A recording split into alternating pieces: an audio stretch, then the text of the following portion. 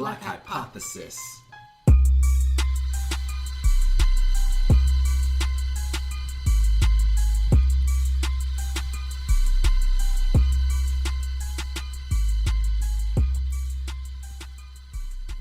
Hey everybody, this is B. Langston Jules and Papermade, and we are Black Hypothesis, STEM for the culture.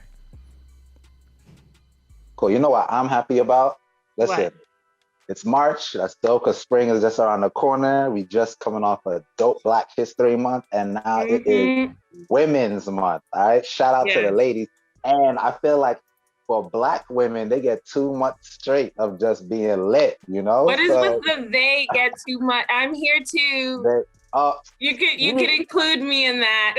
Black woman over here. This is what I think. I think you want to say Papermade. Papermade got through Black History Month and Women's History Month, so Papermade is lit. I think I'll that's take what you really want Unnecessary, but I'll take it. All right, y'all. Is that better? Y'all. Yes. Much better. So I think that's what we do, women. We call them out when they're incorrect. We call everybody out. All right. So yeah, I feel like y'all contribute so much to us as a society, definitely in the election that just came. So but with all the things that you guys have contributed, I feel like there's also not as much credit and not as much just not as much observations in things that do affect Black women, and specifically like medically, like fibroids. And let's talk about that for this episode. What do you think? We don't talk explicitly about the female experience, the experience of women, because we're just like, that is private, keep it to yourself. But that's the reason why women don't know this stuff. I would like to go ahead and talk about the female experience, the Black woman experience with fibroids, like you're saying, because I've been through it and I know many of us have. So let's really give our women the attention they deserve with this topic.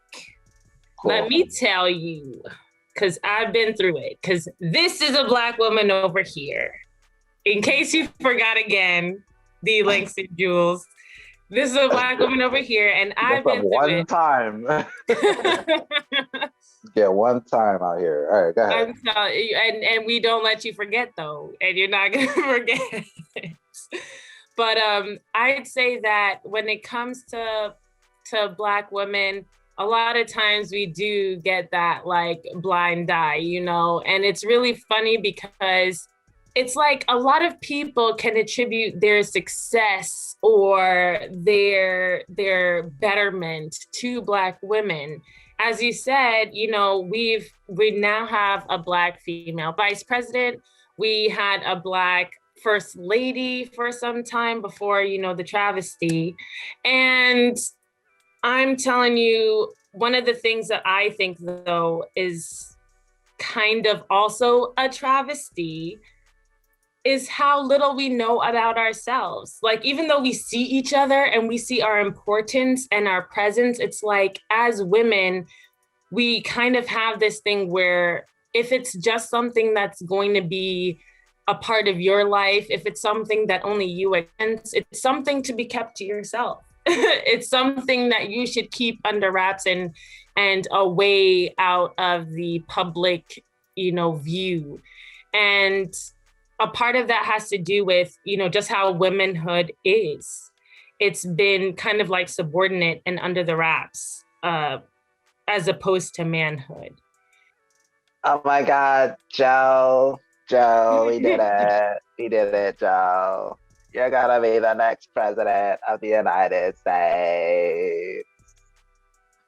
Kamala Harris is the first Black VP. She's definitely made history, Black woman VP and South Asian American VP. So shout out to her.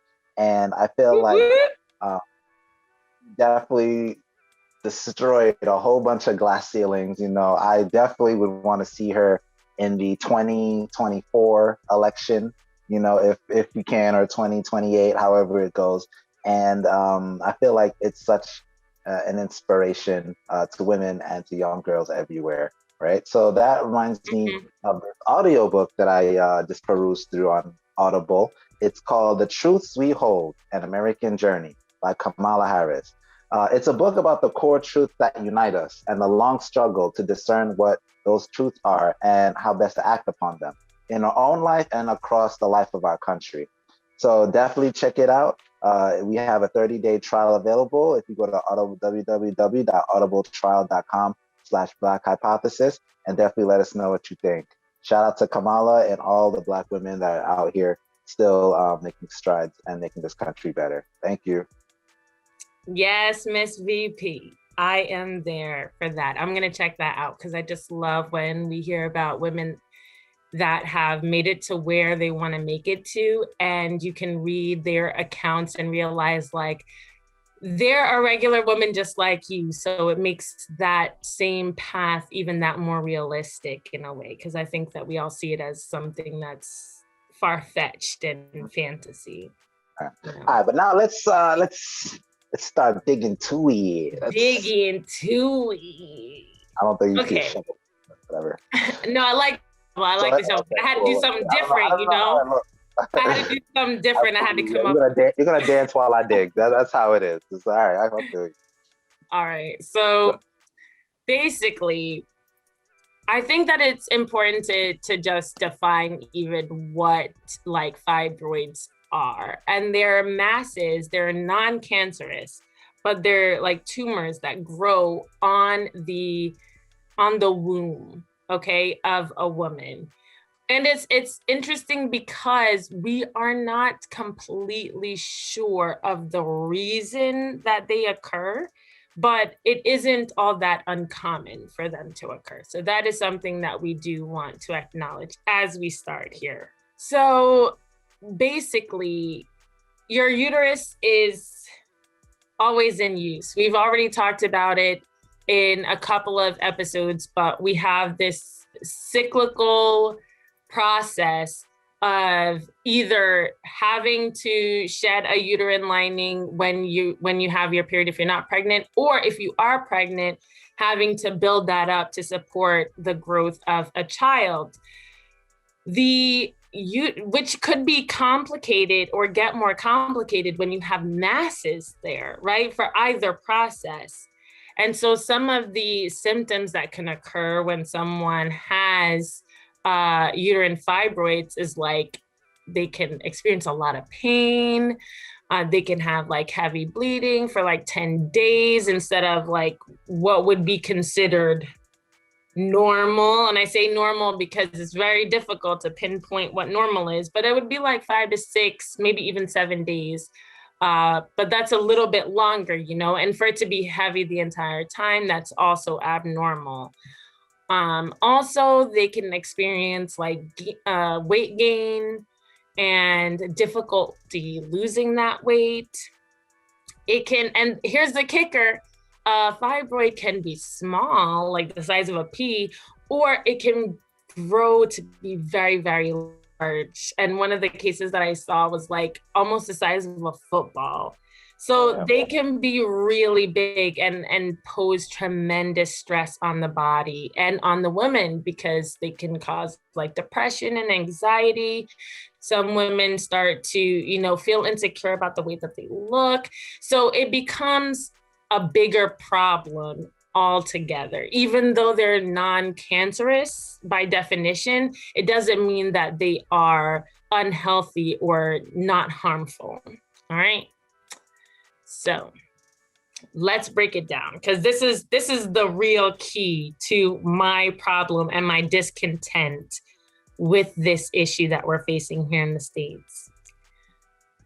I don't understand completely why it is that we don't know more about why fibroids occur in women, and specifically why it is so much more of the burden of disease is so much greater with Black women than it is with white women. Because right now, all I can see is non-care. People just don't care about the situation. And that's why so little research is being done. I read a research study It was published in 2013, and they were following women, and they were saying that Black women were 3 times more likely to experience fibroids. They were also more likely to experience severe symptoms rather than minor symptoms based on the occurrence and reoccurrence of these fibroids. And they were more likely to have to call out of work, more likely to need to be hospitalized, which takes them away from work and even their families. And they were also more likely to get, hysterectomies because of the reoccurrence of these fibroids. And I'll define hysterectomies as well. That's when you remove it's kind of like tying your tubes almost, at least the effect when it comes to being able to bear children. It's similar, but the difference is that a hysterectomy is a surgical removal of the uterus altogether. Okay, so these people no longer have, anyone who has a hysterectomy, at least a full hysterectomy, they no longer have a uterus, which can cause a whole myriad of other medical complications, actually, not having a uterus. It sounds like that should be a last resort. Yeah, it's a lot of stress on the body in and of itself, because you're going to have to be medicated like the whole time and stuff like that. It's because you no longer have your cervix, ovaries, fallopian tubes, like all that is gone. And you have to remember that for women, the ovaries are the gonads. So you have hormones that are coming from that region to, support your body and like keep that harmony and those cyclical patterns that I was mentioning before. So you're going to have to be medicated so that you can try to artificially keep that cycle going and keep that that homeostasis type of hormone cycle going.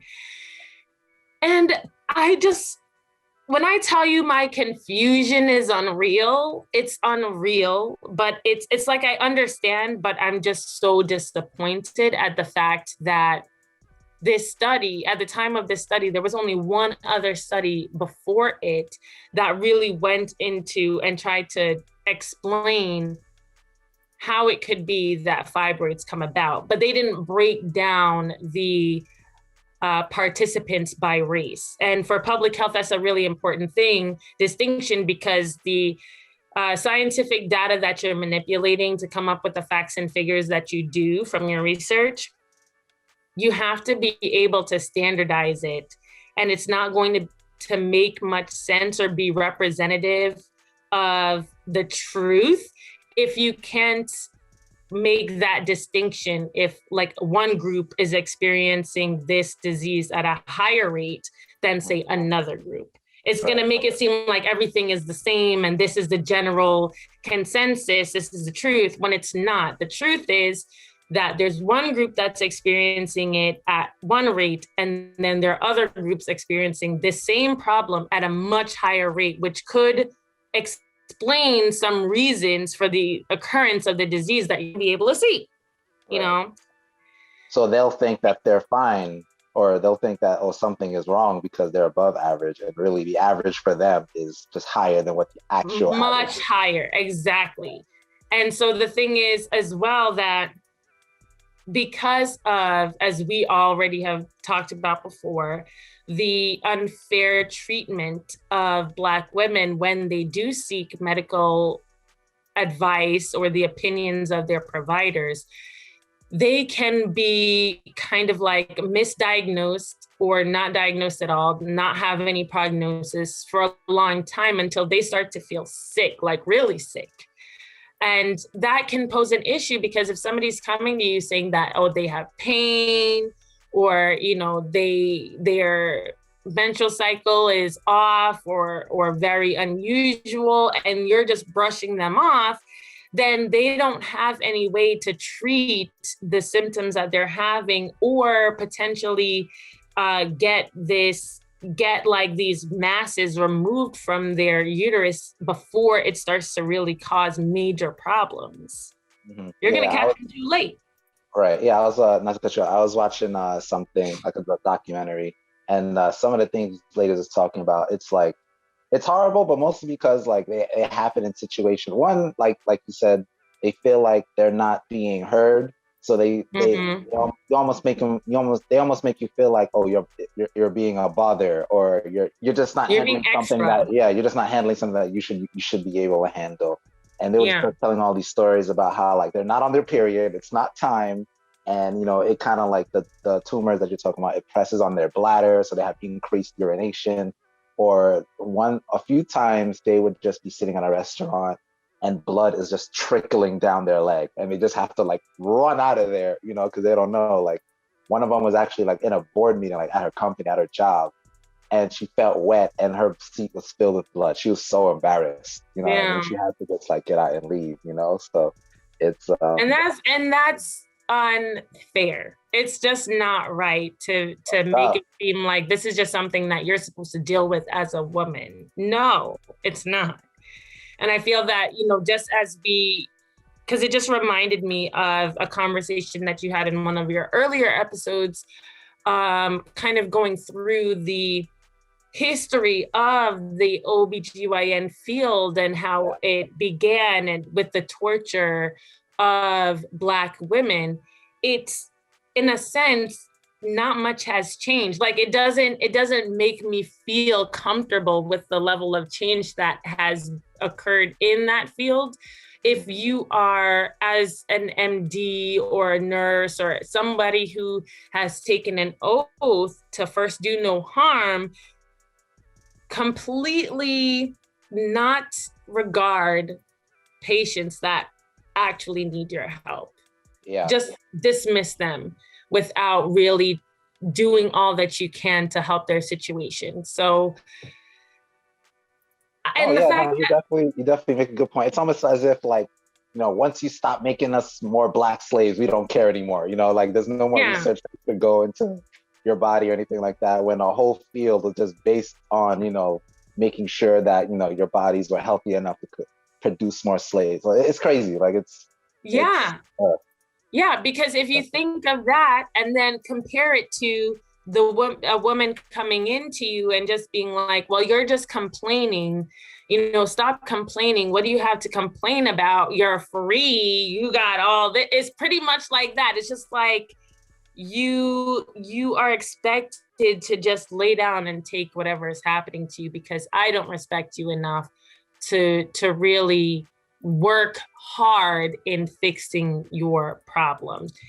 And so when you hear things like these Black women are more likely to get hysterectomies, you should also be connecting the dots that these women can no longer bear children because they don't have ovaries, which is in a way a control over the growth of a Black population, because these Black women would have Black babies. And so if you stop these women from having Black don't babies, then want there are that. fewer Black babies in the Yeah. world. Don't want You know, nobody wants that, right? so I just feel that more needs to be done, more research needs to be done, and support needs to be given, because there are plenty of other ways to treat the occurrence of fibroids other than a hysterectomy that obviously either are not being offered to some patients, or help is being held back for such a long time that these other treatments are no longer an option for these women. It's one of the two, and both are not good. So both need to be fixed and remedied. Right. Right. Yeah, I was actually the same documentary that I'm talking about. They were talking. I think it's called UFE. The letters might be wrong, but I can at least describe it. And they gave the testimony of this lady. She was having the fibroids. She was telling the doctor, and the doctor's like, "Yeah, you need to have a hysterectomy." And she asked if there were any other options that she could take. She's like, "Yeah, there are, but hysterectomy is the best route to go." And she still wants to have kids. It's like, yeah, I don't know if I want to do that. I don't know why we can't, at least try some of the other things first. But it seems like a last resort to her. And the doctor just like looks her dead in the face, like, I'm the doctor, and this is what's best for you, like that type of thing, like. Yeah, like, how are you gonna tell me I'm the professional?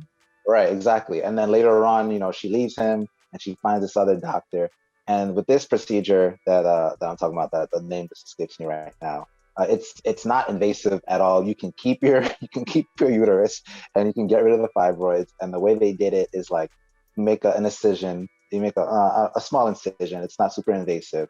And what he does essentially is he can find the arteries or the veins that's feeding the fibroids, because blood is what's making them grow, and they can tie them off, and you can cut off that blood supply.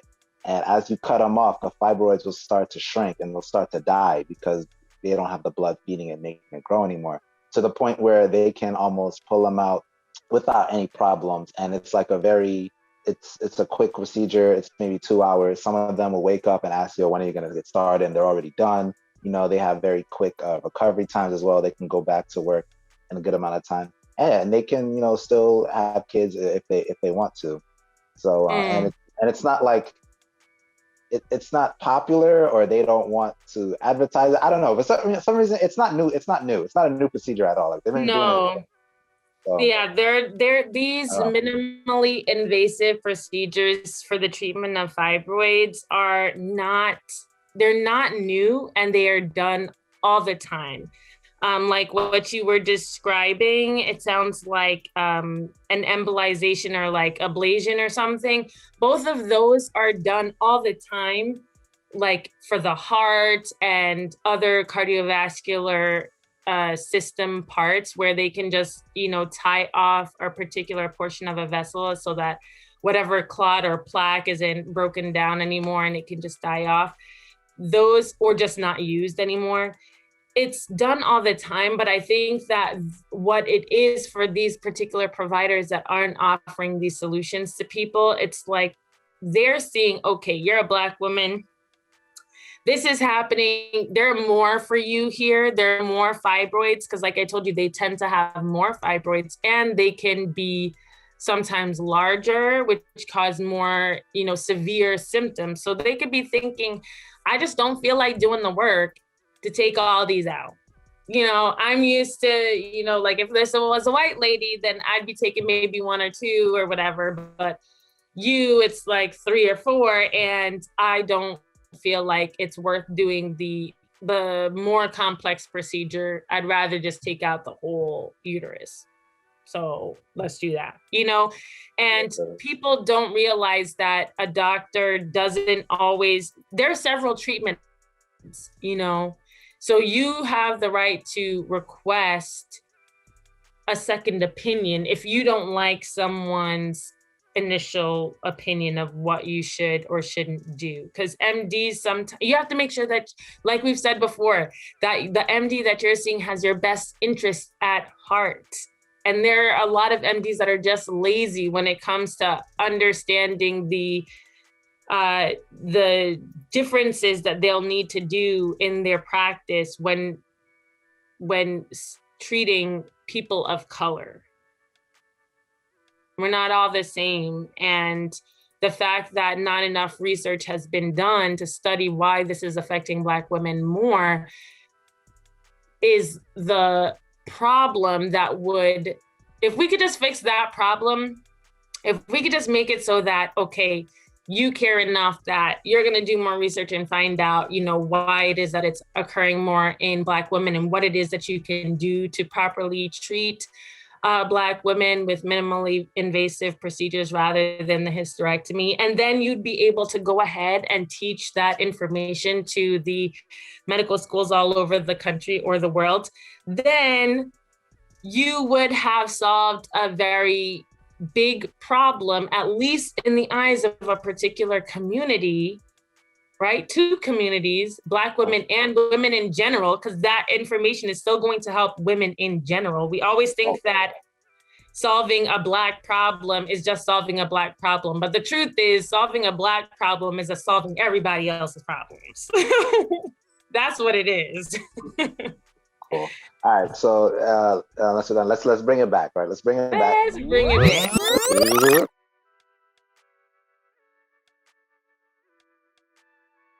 So I'm a man. I'm not going to be afflicted with something like this, at least for that reason, like fibroids.